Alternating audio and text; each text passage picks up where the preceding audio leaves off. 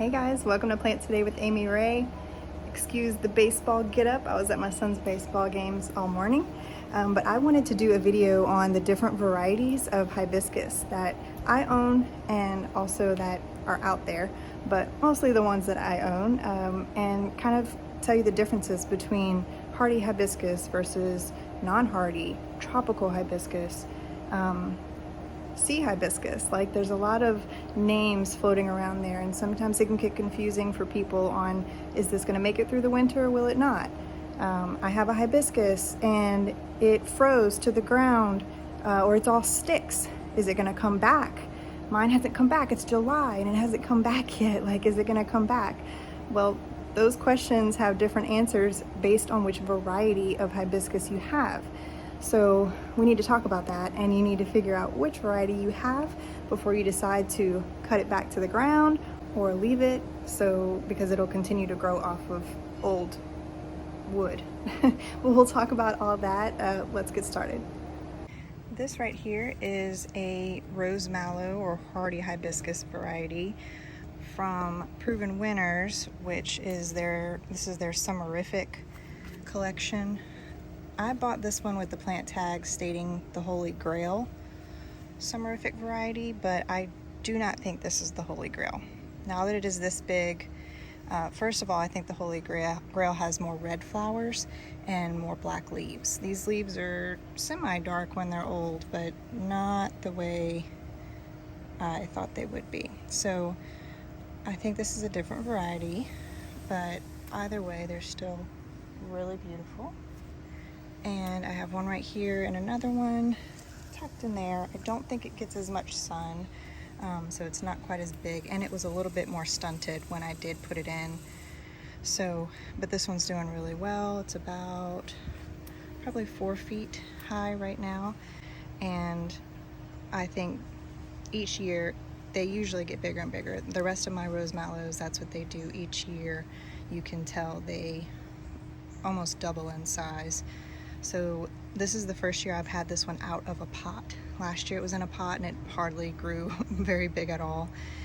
This year it's tripled the size that it got in the pot, and so I expect much more growth out of it in the years to come.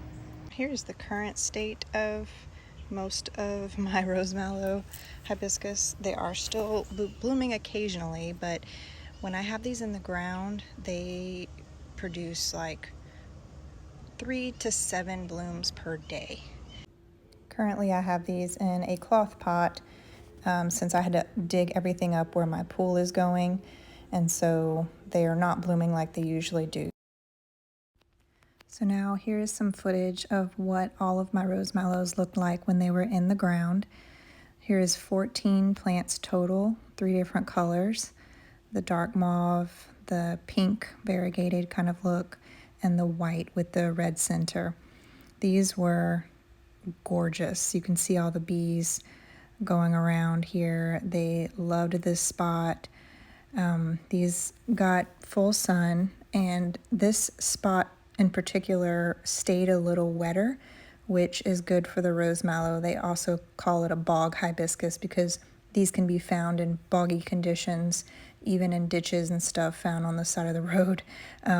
So if you have an area that holds water, these are a great option for you. Another great thing about this plant is it is hardy down to a zone 4. The unfortunate thing is they're not evergreen, so in the winter they look like this. So at this point you would cut them back to about 2 to 3 inches from the ground, and in the spring you'll start to see some green popping out of the ground from the roots. So they'll look like this for a couple weeks and then eventually grow bigger and bigger. And then you should start to see some blooms around May. But mine continued to get bigger each year until they eventually look like this after about a year or 2 in the ground. And they were just amazing. So I will get the ones that I have currently in pots back in the ground soon enough to have this gorgeous look again.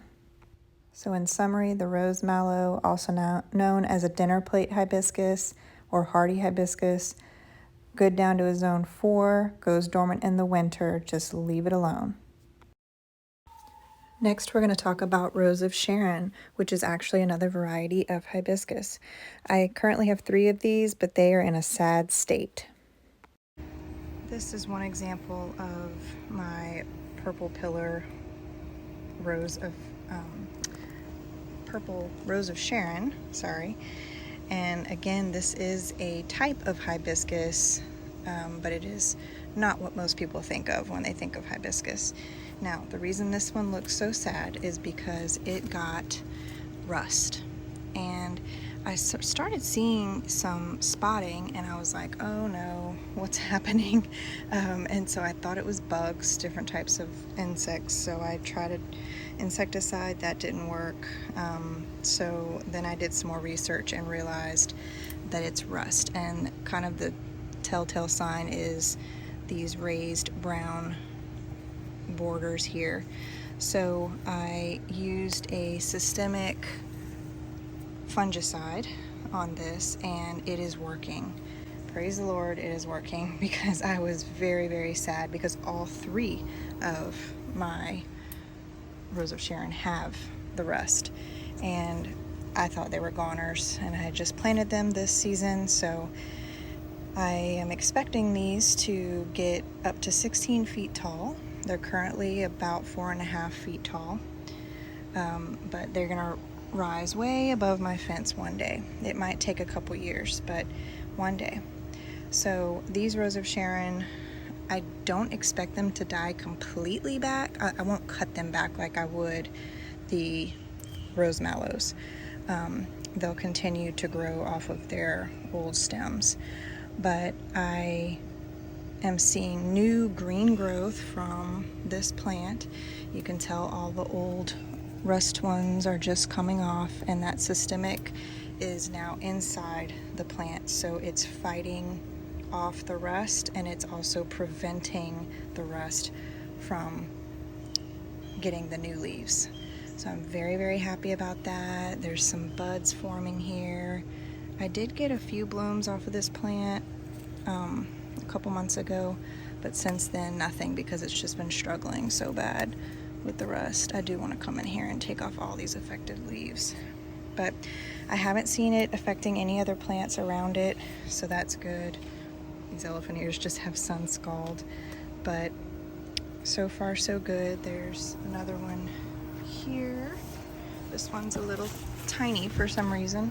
This one's not growing quite as fast, but it's got a lot of good green growth on there.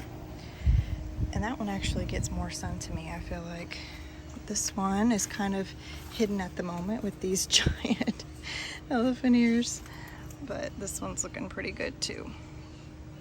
And again, once it's taller than the rest of the plants around it, which it will be, then it'll get plenty of sun. So in summary, Rose of Sharon, zone 5 through 9, prune only as needed, well-draining soil. They are hardy, but they may go dormant in colder climates, but you still don't need to cut them back.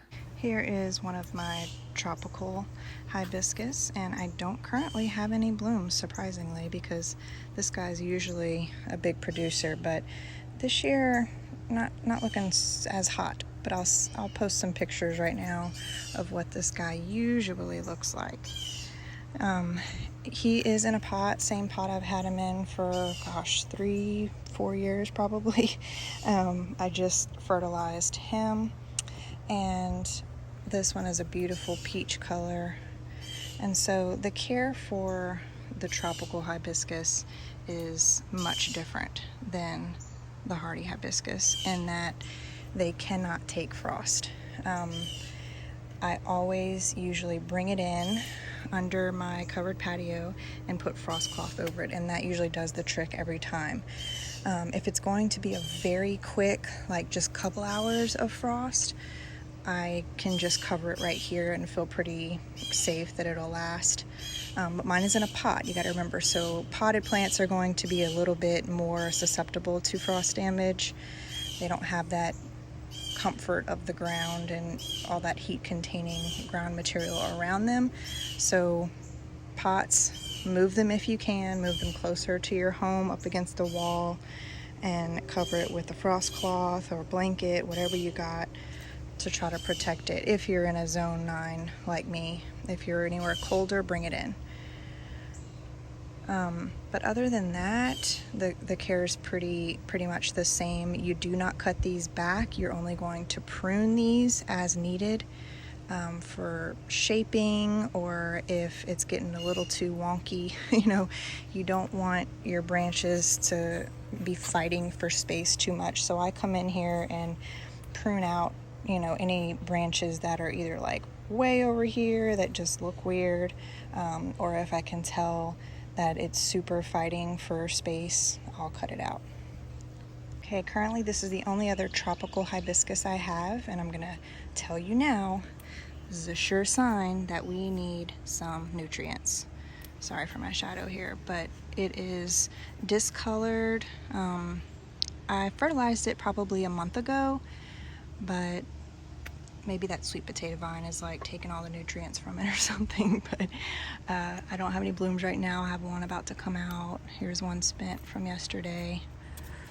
But this guy I will need to protect in the winter. So for him, I will probably wrap it, maybe put some Christmas lights, but I'll wrap it completely around with some frost cloth, and it should be fine, depending on what kind of winter we have. I had 3 gorgeous Cajun hibiscus, and I will talk to you now about the Cajun hibiscus. They were amazing. They were expensive. They're $20 each usually. We have a place that sells them yearly, and it was gorgeous, but it was the season before we had the big freeze, and I made a horrible decision not to dig them up before the freeze. I just tried to cover them really good, and that was not the call to make. I should have dug them up and brought them inside. So all of my Cajun hibiscus died, but never again. So if we are expected to get something in the 20s ever again, I will dig up that tropical hibiscus that I just showed you, and I would bring in the one that I have in a pot. I'd bring it in the garage. So just FYI. Here's a quick picture of another tropical hibiscus that is variegated, but it has the same care as all of the other tropical hibiscus. Mine's just currently not blooming, so here's a pic. So in summary, tropical hibiscus is going to be any of those flashy varieties you see at the store, or if it's braided, it's tropical. You will want to protect these during a freeze. Definitely bring them in if they're potted. Cajun hibiscus tend to be more fragile, so dig it up or bring it inside if it's in a pot. And they do like more well-draining soil. Okay, and here we have a Confederate rose, also in the hibiscus family. I'll put the Latin scientific name up there for you so you can see it's in the hibiscus family. And I'm going to show you plenty of pictures of this beautiful specimen in bloom, because it is a showstopper.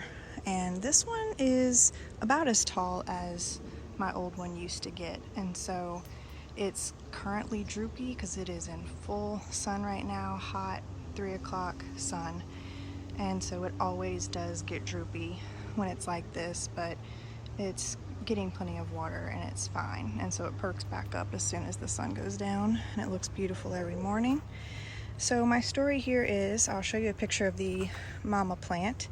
It was here when we moved in, and we loved that tree. I call it a tree because it pretty much is the size of a tree. And it bloomed for us beautifully all the time during blooming season. And about 3 years ago, probably 3 years now, yeah, I guess it got some type of root disease because it started dying from the bottom up pretty much. And so when I noticed this happening, I grabbed a couple of cuttings off of it. And this plant, I had read it was easy to propagate, but now I know for certain just how easy it is. I literally lopped off a piece about maybe 3 feet tall, and I literally squished it in the ground. Right there and right there. It is huge this year. It came back last year and looked about maybe 2/3 of this size, and it did bloom, and I'll show you the blooms on it, and it was not the same. I don't know if it's just because it was a propagated piece that just only for some reason that bloom had some of the characteristics, but it looked like a hibiscus bloom. It did not look like the double Confederate rose bloom. So I will be very curious to see what the blooms look like this year, now that it has grown so much bigger and we have a plant that looks like this. It is two different plants. That one stem I put in the ground went into 3, and then I have that one, this stem that I put in the ground. It's its own thing right now, but there is another one that popped up in the back there. That popped up all on its own. Ooh, a wasp. That popped up all on its own. So, oh, and I think I see another one back there too. Oh, that's awesome. So I will probably dig those up and move them somewhere else so they can also shine their light, because that is worth it. Or maybe I'll give one to my sister-in-law too. This would look really pretty in her backyard. So the Confederate rose, this is hardy down to a zone 7. I didn't mention that, but if it does freeze, you can cut it back to a few feet from the ground and it will continue to grow from there. All right, this is my variegated sea hibiscus. And I tried to pull it into the shade. It was in full sun, so a few of these leaves are kind of droopy. It does just like the Confederate rose. It will droop a little bit in the heat of the day, but it pops right back up.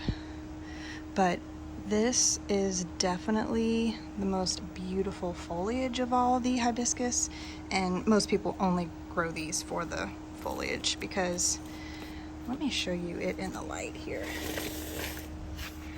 So this coloring, it can't be beat. It really can't.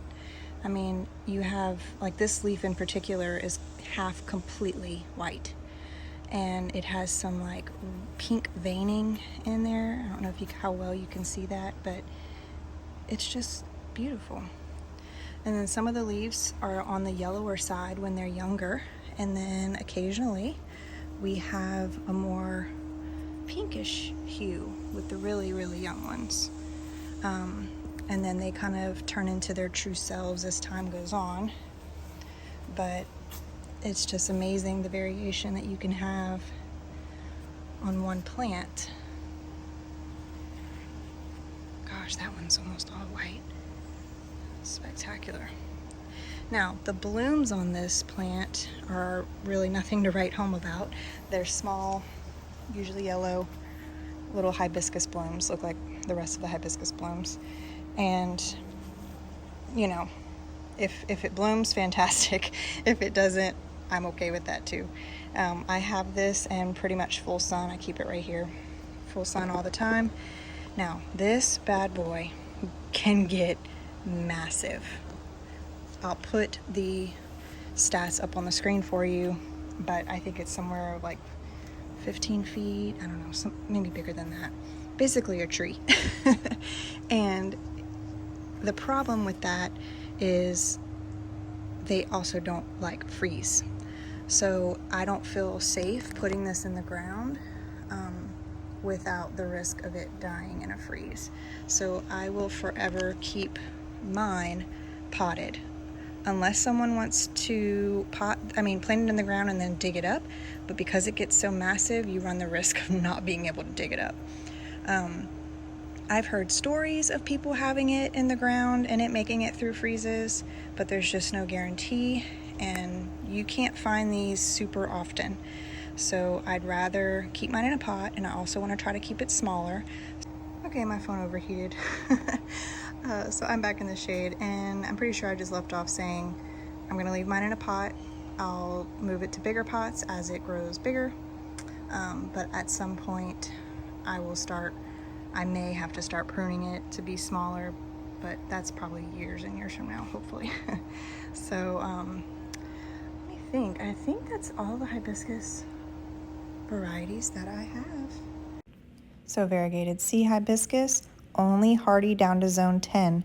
So keep it potted to control the size and to bring it in, and then prune as needed. Okay, so that's it for today. If you have any questions about anything that I talked about, please let me know in the comments below so we can chat. I'm sure I missed something, but let me know. I hope y'all have a great day, and I hope you're inspired to go plant today.